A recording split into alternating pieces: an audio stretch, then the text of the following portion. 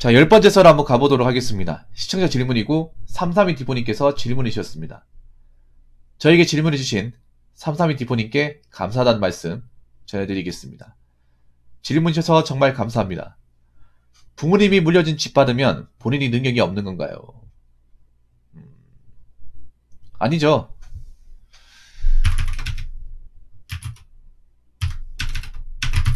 집 물려줄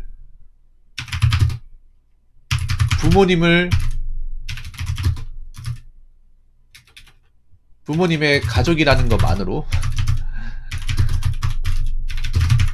요즘 사회에서는 능력입니다. 능력이죠. 요즘에는 요즘엔 수저도 능력이 되잖아요. 수저 개근도 모릅니까? 이게 능력이 된 세상이잖아. 금수저, 음수저, 동수저. 저는 저런 능력이 없어요. 저런 능력이. 좋은 부모님 만나는 것도 요즘에 능력이라 얘기하잖아요. 꼬우면 너도 돈 많은 부모님한테 태어나든가 이렇게 얘기하잖아요. 한번 생각해봐. 아니 냉정하게 뭐 요즘에 능력 뭐 좋은 차 좋은 집 가진 사람 중에 자기가 스스로 만든 사람이 누가 있죠? 안 그래요? 말로는 자기들이 능력으로 가졌다고 하지만 뭐 좋은 차 뭐 좋은 집 말로는 자기 능력이라고 하지만 순수하게 100% 자기 능력으로 이뤄냈다고 말할 수 있는 사람 별로 없습니다. 예. 한번 생각해봐. 뭐 좋은 아파트 좋은 집 살려면 부모님 돈 안 받으면 자수성가해요.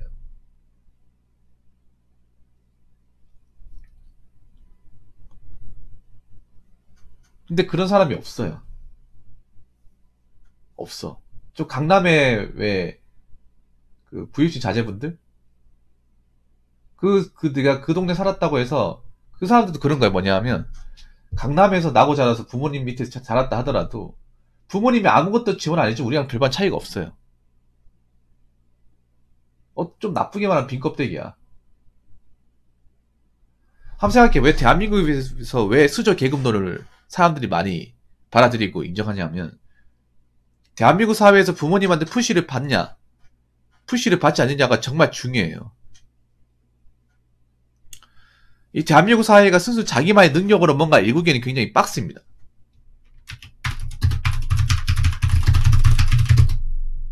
누구의 도움 없이.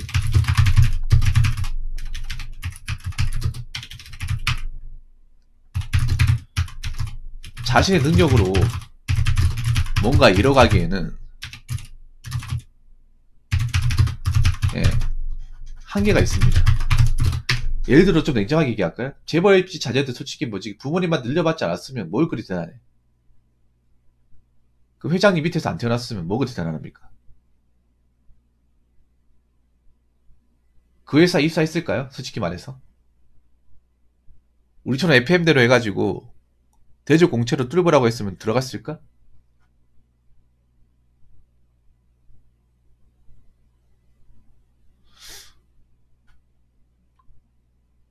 안 그래요, 여러분? 물론 그분들도 나는 노력을 했겠지만 우리랑 똑같은 출발선에서 똑같이 했으면 과연 갈 수 있었냐 말이죠. 그런 다 갖춘 집안이 아니라 평범한 집안에서 아니면 굉장히 형편이 어려운 집안에서 아무것도 없는 집안에서 뭔가 부족한 집안에서 혼자서 노력만으로 자기가 지금 이제 어떤 오너 자리에 깨차고 있는 자리를 공채로 뚫어서 들어갈 수 있다고 해서 들어갈 수 있을까 과연? 이게 냉정하게도 좀 안타까운 게 뭐냐면 지금은 그래. 지금은 개인의 노력으로 뭔가 불을 추측하고 올라가는 데는 굉장히 빡십니다. 난이도가. 빡셔요. 왜냐 여러가지 이유가 있는데 일단 이 집값이 너무 비쌉니다. 집값의 압박이 너무 심해.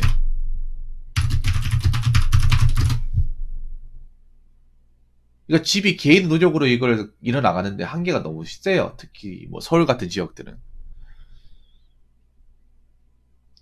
그러니까 집 하나만 물려받아도 능력이 되는 이유가 그런 거예요.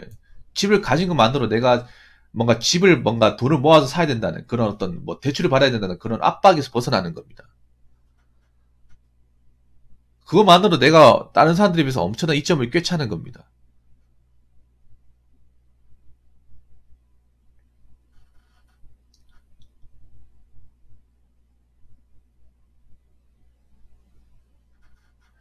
부모님 물려준 집이라는 게 뭐 그냥 아무 그냥 뭐 대단하지 않은 집이겠어요. 물론 물려준 집이 뭐 어떤 집이냐에 따라 다르겠지만 이 대한민국에서 집이라는 거는 굉장히 무시할 수 없는 거지 않습니까? 대부분의 집 보면 자기 집 가지고 있는 사람들 별로 없어요, 여러분. 자기 집 가지고 있는 사람들이 없어. 빌라도 집입니다. 다 월세나 전세. 뭐 매매로 사고 있다고 하지만 다 은행집이죠. 은행집. 순수한 자기 집이 없어요.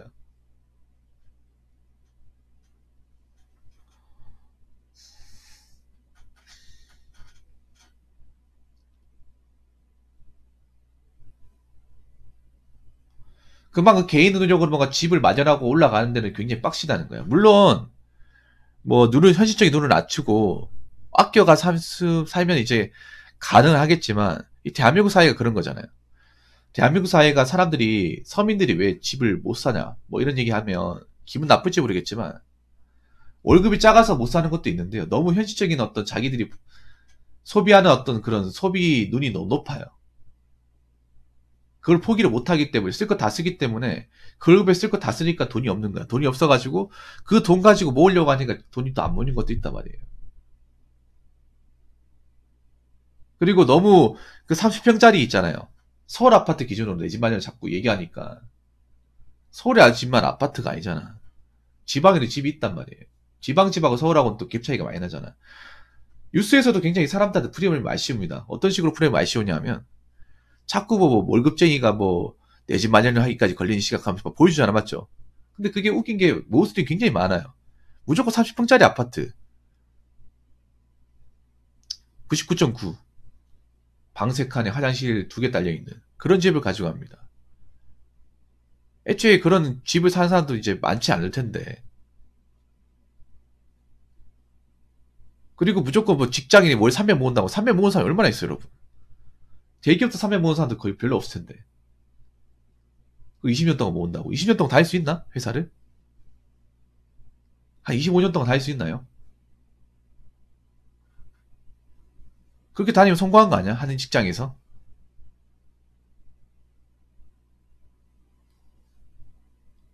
그리고 무조건 서울의 어떤 그런 아파트를 기준으로 판단하다 보니까 서울이 지표가 될 수 없거든요. 아무리 서울 인구가 많아도.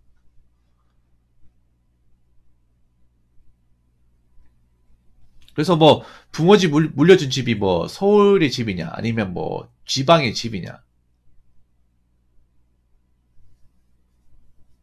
아니면 뭐 주택이냐 아파트냐 빌라냐 다를 수 있겠지만 적어도 요즘 사회에서 보는 만큼은 그렇습니다. 이 집을 받은 것만으로도 엄청난 혜택이에요. 그만큼 나이 먹고라서 자기 보금자리를 만들지 못한 분들이 많습니다. 정강님은 본인 능력으로 만들었다고 하지만 그렇지 못한 사람들이 많아요. 상당히 많아요. 서울엔 널렸어요. 아직도 월세 내고 사는 사람 널렸어. 서울은 앞으로 더 많아질 겁니다. 서울은 앞으로 월세 내는 사람들이 도시가 될 거예요.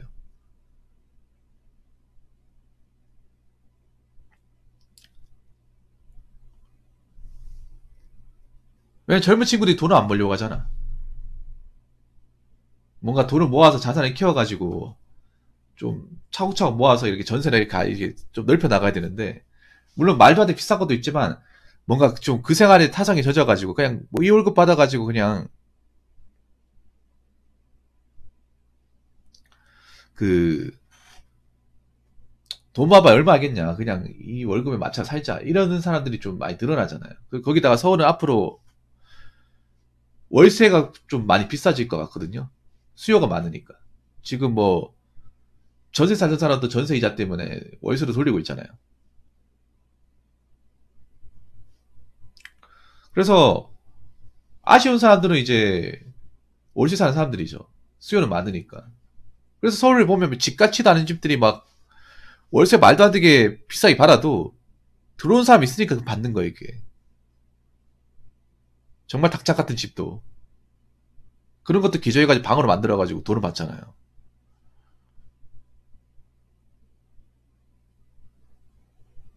그런 데라도 살겠다고 들어온 사람이 있는 거예요, 쉽게 말해서. 한 명도 안 들어왔으면, 야, 그런데 뭐 방을 개조해서 만들지도 않겠지. 그거 만드는 것도 돈이니까.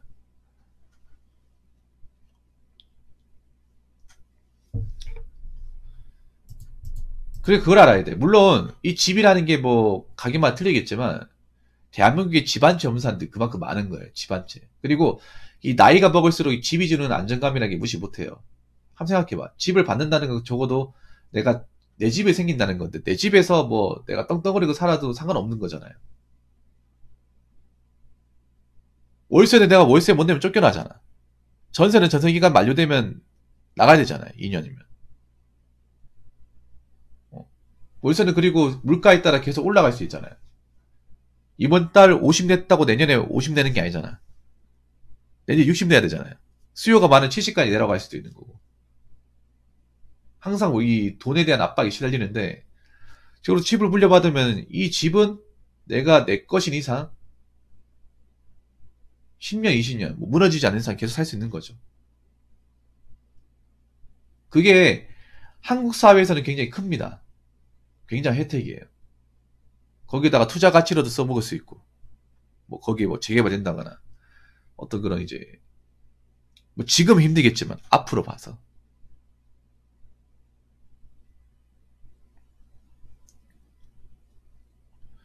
왜냐하면 부모님이 집을 물려준다는 거는 부모님이 이 집을 물려주더라도 먹고 산다는 거 아닙니까? 부모님이 가진 게 집 한 채밖에 없는데 이거 물려주진 않을 거 아니에요. 상식적으로 봤을 때. 이 집을 주더라도 우리는 또 집 한 채가 있고 우리가 살아갈 공간이 있기 때문에 상관없다는 거 아닙니까? 부모님이 자기들 굶어 죽게 생겼는데 집을 주는 부모님 봤습니까? 그런 부모님은 없어요. 그렇게 하면 완전 불효죠, 불효. 초나에 못돼 먹은 자식이죠. 안 그래요? 뼈 빠지게 날 키웠는데 어, 자식 먹고 살겠다고 있는 없는 거 다 내준다. 그걸 받는다. 그건 해서는 안 되죠. 근데 그것도 부모님이 자식한테 뭔가 준다는 거 이걸 주고도 우리는 먹고 산다는 거야. 넌 걱정 안 해도 돼.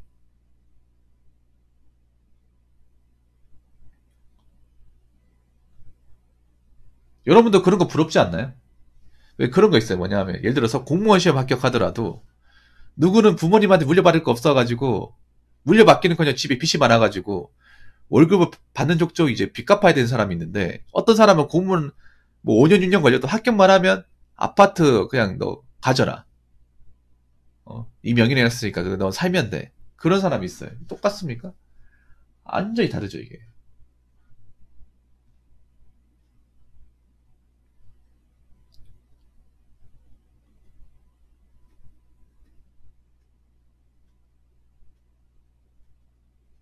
공무원 월급 뻔하잖아 이게.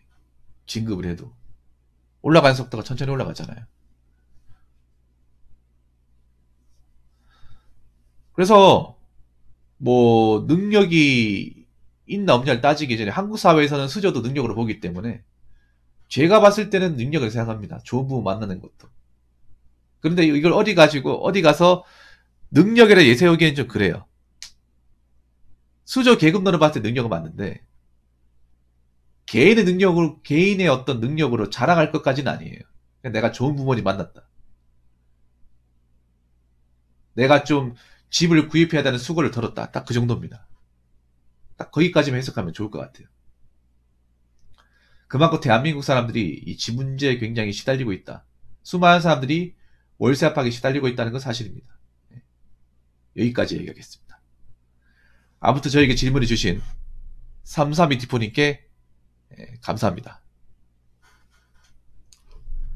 자, 이상으로 10번째 썰 마치도록 하겠습니다.